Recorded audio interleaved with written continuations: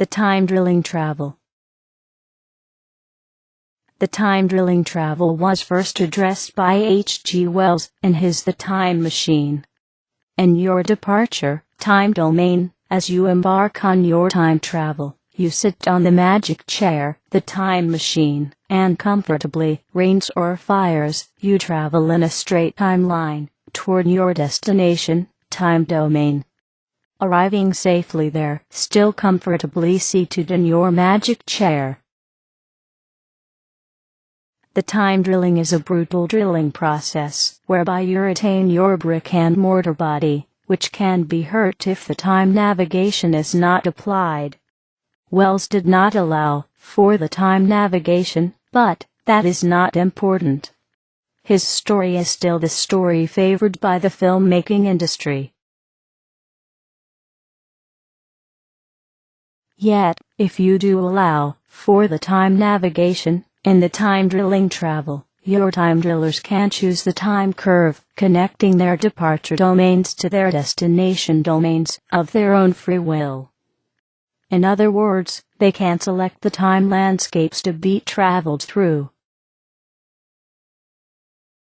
I would always choose the time curve involving the time domain of the Trojan War, or the time domain of Alexander the Great.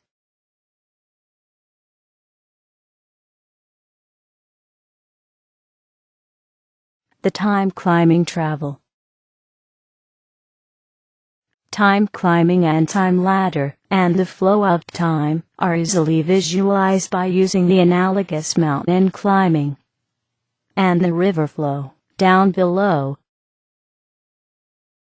The higher you ascend the mountain, you see the larger part of the river down below, and the less recognizable the river flow becomes for you. Let us now visualize the mountain as the time mountain, or the time ladder, and the river flow as the flow of time. As you ascend the time mountain, or the time ladder, the larger part of the river of time you see, and the less recognizable the flow of time becomes for you.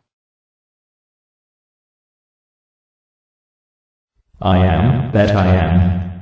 I am all that there has ever been. I am all that there will ever be. I am the everlasting. On the top of the time ladder, there is Quab the Giver, the Supreme Being. Of course Quab can climb the time ladder, up and down, of his own free will. From the top of the time ladder, Quab sees the whole river of time, which is, for our universe, some 100 billion years in duration. The flow of time, itself, stops for Quab the Creator. Quab sees, at once, our past, present, and the future. I am that I am.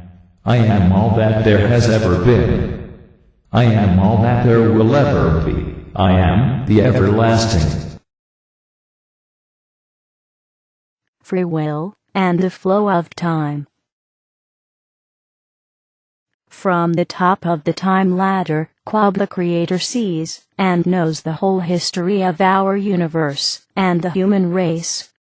This does not mean that Quab controls the evolvement of the human race.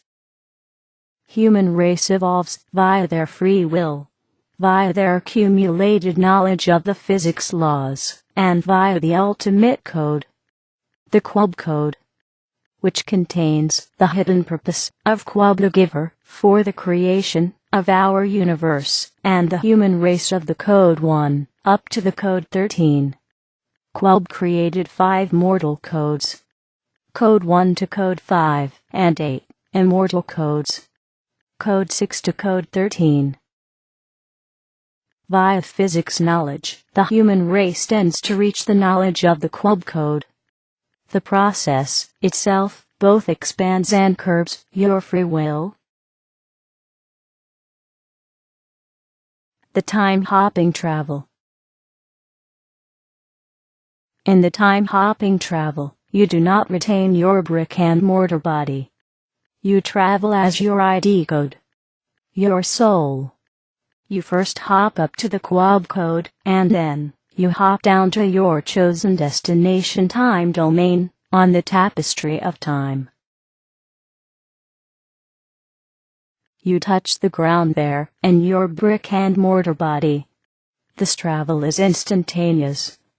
It is essentially the teleportation from one time domain to another one.